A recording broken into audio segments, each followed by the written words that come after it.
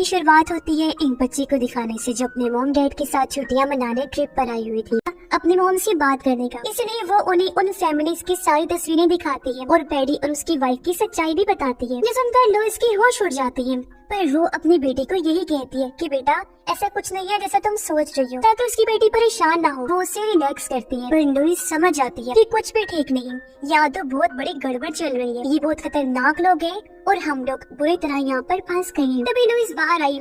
वो बहाना करती है कि मेरी बेटी बहुत घबराई हुई है, शांत नहीं हो रही, जो कहकर वो अपने हस्बैंड को भी अंदर लेकर जाती है, जहाँ लुइस उसे भी सारी फैमिलीज की तस्वीरें दिखाकर सच बता देती है। उसके हस्बैंड भी काफी दंग रह गया कि ये कितने खतरनाक लोग हैं, न जाने कितनी फैमिलीज को इन्होंने अपना शिकार बना लिया। पर इनके लिए हालात खराब थे क्योंकि ऐसे में ये भाग भी नहीं सकते थे, वो लोग बाहर जो बैठे हुए थे। तब लुइस कहती है हम उन लोगों से ये बहाना कर देते हैं कि हमारी बेटी को पहली बार फीमेल प्रॉब्लम आई है, ऐसे में हम आसानी से यहाँ से निकल जाएंगे। पर जाने से पहले लुइस अपने पास एक चाकू रख लेती है जो उनके काम आ सकता था उनका हिफाजत करने के लिए। फिर ये लोग अपनी बेटी को लेकर बाहर आए।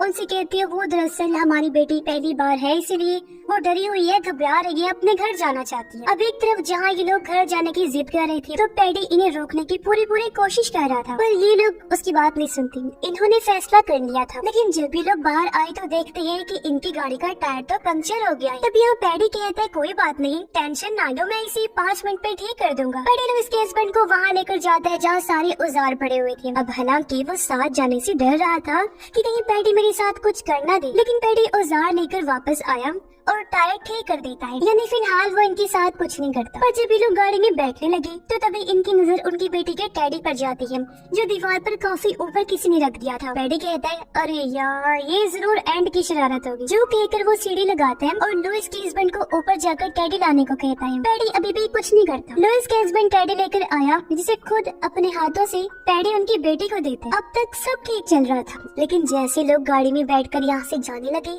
थे तभी उनकी आंखों के सामने पैडी एंड को पानी में फेंक देते हैं, जिससे वो बेचारा बच्चा डूबने लगता है। तब उसकी खातिर इन लोगों को गाड़ी रोकनी पड़ी। लुइस का हस्बैंड जल्दी से बाहर आकर पानी में कूद गया। वो एंड को तो बचा लेता है, लेकिन अब उसकी फैमिली मुसीबत में, क्योंकि पैडी ने गन पॉइंट पर उन्हें बंदी बना लिया था, यानी ये लोग बुरी तरह फंस गए थे। पैडी उन सबको बांधकर अंदर लेकर जाता है और उनके बैंक में जितने भी पैसे थे वो सब पैडी अपने अकाउंट में भेज देता है। जिसके बाद पैडी इन्हें मारने की तैयारी करने लगा, लेकिन लुइस के पास जो चाकू था वो उसकी मदद से पैडी की चेहरे पर वार करती है। फिर वो जल्दी से पैडी की वाइफ से गन छीन कर इन लोगों पर तान देती है। फिर ये सब बाहर आए। पैडी और उसकी वाइफ को इस कमरे में बंद करके लॉक लगा देते हैं। ये लोग गाड़ी में बैठ के यहाँ से निकलने ही वाले थे कि तभी होटल का मालिक, जो दरअसल पैडी का भाई है, वो यहाँ आ जाता है, जो अपनी गन से इनकी गाड़ी पर शूट करने लगता है। ये लोग अपनी जान बचाने के लिए जल्दी से गाड़ी से उतरे और भागकर घर के अंदर आ जाते हैं और सारे खिड़की दरवाजों को इन्होंने मजबूती से बंद कर दिया था। पर पैडी का भाई उस रूम में आकर ताले को तोड़ देता है। पैडी और उसकी वाइफ को बाहर निकालता है, यानी इंसान के रूप में छुपे हुए ये जानवर एक बार फिर से आजाद हो गए थे। ये लोग सबसे पहले घर की लाइट्स ऑफ कर देते हैं ताकि हर तरफ अंधेरा छा जाए। और जैसा कि पैडी और उसकी वाइफ को पता था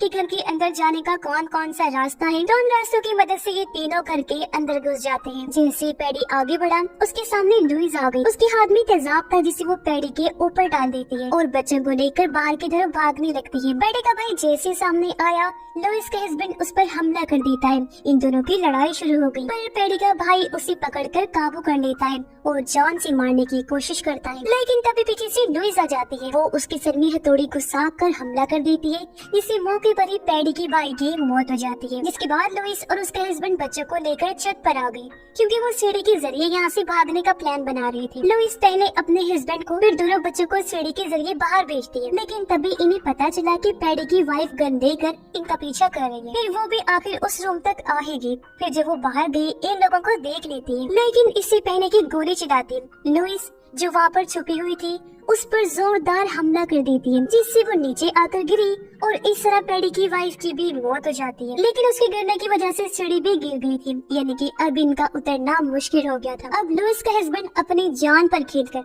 नीचे कूद गया। वो सीढ़ी को खड़ा कर देता है, जिससे वो तीनों भी नीचे आ जाते हैं। लेकिन इससे पहले वो यहाँ से निकलते तब यहाँ आ गया पैडी, जो उनकी बेटी को पकड़ लेता है। वो लुइस और उसकी वाइफ से कहता है कि तुमने मेरी वाइफ की जान ली है, जिस वजह से मैं अकेला रह गया हूँ, इसलिए अब मैं जान के बदले जान लेना चाहता हूँ। तुमने मेरी बीवी को मारा, मैं तुम्हारी बेटी को मार दूंगा। लेकिन लुइस की बेटी, जिसके पास बेहोशी का इंजेक्शन था, वो उसे फौरन ही पैडी को लगा देती है। कुछ ही सेकंड्स में इंजेक्शन ने अपना काम किया और पैडी बेहोश हो जाता है। अब लुइस का हस्बैंड चाहता तो उसे खुद मार सकता था, लेकिन वो ये मौका एंट को देता है ताकि वो अपना बदला नहीं सके, क्योंकि पैडी ने उसे इतनी तकलीफ जो दी थी। इसलिए एंट एक पत्थर लेकर आया और उससे पैडी को जोर जोर से मारने लगता है। वो अपने दिल की अच्छे से भड़ास निकालता है और उसे तब तक मारता रहता है जब तक पैडी की मौत नहीं हो जाती। सारी मुसीबत को निपटाने के बाद वो गाड़ी में बैठे और यहाँ से निकल जाते हैं। अब लुइस और उसके हस्बैंड ने अपने साथ साथ दोनों बच्चों को भी बचा लिया था। ये लोग एंट को अकेले नहीं छोड़ते और उसे अपने साथ ले लेते हैं। एंट की आंखों में एक नई उम्मीद थी